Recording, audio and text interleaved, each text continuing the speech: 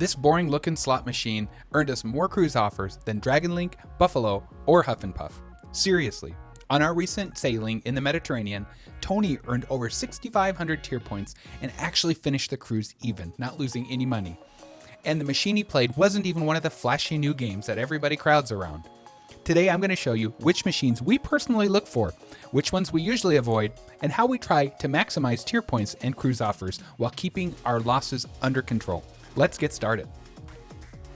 If you've watched our other casino videos, you know that we're not trying to beat the casino, we're not trying to get rich, and we're definitely not claiming that we've discovered some secret system. What we're trying to do is maximize the value we get from our gambling budget. For us, that means earning cruise offers, tier points, working towards status in the casino so we can get things like free drinks and free Wi-Fi, receiving future offers by email and in the mail, and having fun while we're on vacation. If we happen to win money along the way, that's awesome. But that's not always the primary goal. A lot of people walk into a casino and immediately start looking for the newest machine, the biggest jackpot, the biggest bonus, the biggest progressive, the maxed out major. And there's absolutely nothing wrong with that if your goal is entertainment. But if your goal is earning cruise offers, I think you're asking the wrong question.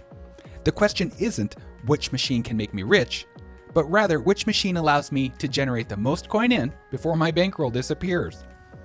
Cruise casino offers are largely a coin in game.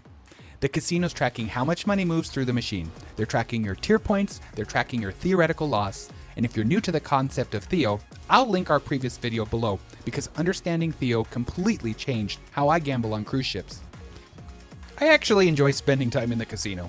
It's not just about the offers, it's about the atmosphere, the people. I enjoy sitting down with Tony and having a drink. We love meeting people from other places, and the casino is a great place to do that as well. There are tournaments, there are giveaways, and sometimes there are drawings.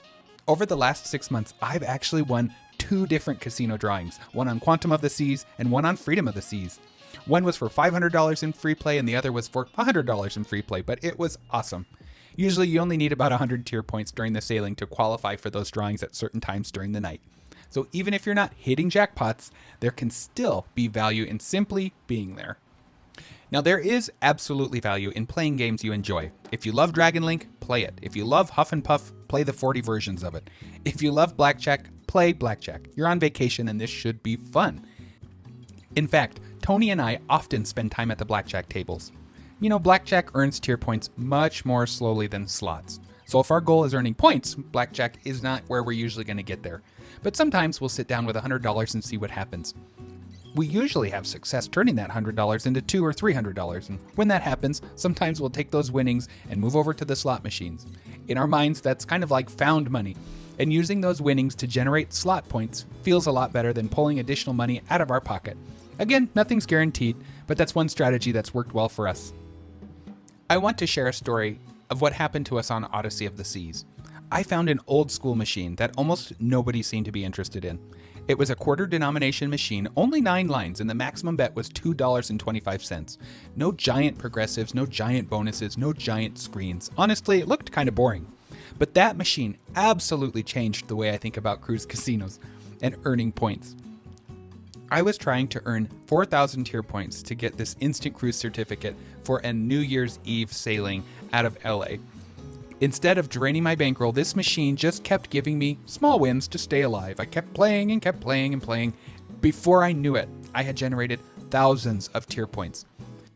Over the years, I've learned that slot machines are not all the same. They don't play the same. Every machine in the casino is designed to make money for the casino over time. But some machines are much more volatile than others. What does volatility mean? It basically means how much your bankroll swings up and down. High volatility machines can be incredibly exciting. You might lose $100 in a few minutes, or you might hit a $1,000 bonus.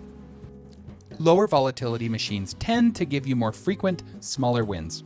You're probably not going to hit a life-changing jackpot, but you may be able to stay in action much longer. And if your goal is generating tier points and coin in, staying in action matters. Personally, I prefer lower volatility machines when my goal is earning offers.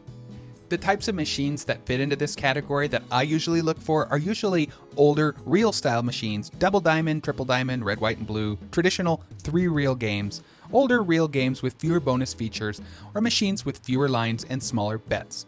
These aren't the sexiest machines in the casino, no one's crowding around them, but many times they provide more consistent line pays and smaller bankroll swings. That means more time playing, more coin in, more tier points, and for me, that's often the goal. Now, let's talk about Dragon Link and Lightning Link, because yes, we absolutely play them. I enjoy them, Tony enjoys them, they're some of the most popular machines on the ship. But we've changed how we play them. What works for us is usually playing the 10-cent denomination while keeping the bet as low as possible. Typically, it's around $2.50 a spin. Now, I'm not saying that this changes the odds, I can't prove that, but if I'm already comfortable spending about that much a spin, I personally would rather have the larger jackpot values associated with the higher denomination. For example, at the penny denomination, the mini would be around $10, the minor around $50, but at the 10-cent denomination, the mini jackpot is usually $100 and the minor $500. We seem to hit the minor about every time we sail. Not every trip, but about every trip. Often enough that it keeps us coming back. Again, it's not a guarantee, but it's what we've personally experienced. One category we generally stay away from is the newer Huff N Puff style games. Now, before the Huff N Puff fans attack me in the comments, this is not because they're bad machines. In fact, they can be really fun. But in our experience, they're very volatile. You can go a long time waiting for the bonus, and if the bonus doesn't come, your bankroll can disappear surprisingly fast. Again, when our goal is maximizing points, there are usually other machines I'd rather play. If your goal is entertainment and you like it, go for it. One machine we do enjoy is Buffalo Ascension, and we've got a great story from Odyssey of the Seas. My dad was playing entirely with free play. He was betting $2 and he hit a fantastic bonus that turned that into roughly $500, and he actually cashed that out and got off the ship with that money.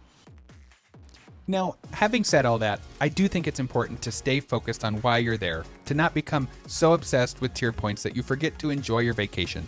The goal isn't to sit in the casino miserably trying to squeeze out another 100 points. The goal is to have fun. Have a budget, have a plan, have a goal, enjoy yourself, and when you're done, be done. Some nights we'll spend a couple hours in the casino. Some nights we'll play blackjack, some nights slots, some nights we'll lose, and some nights we'll win. But we're always trying to make sure we're having fun first and enjoying being there together. If I had to summarize everything in one sentence, it would be this. Don't chase jackpots, chase coin in. The more time you can stay in action while staying within your budget, the more opportunities you'll have to earn tier points, receive offers, and enjoy the casino experience. For us, that often means choosing lower volatility machines, playing strategically, and remembering that this is our entertainment, not an investment strategy.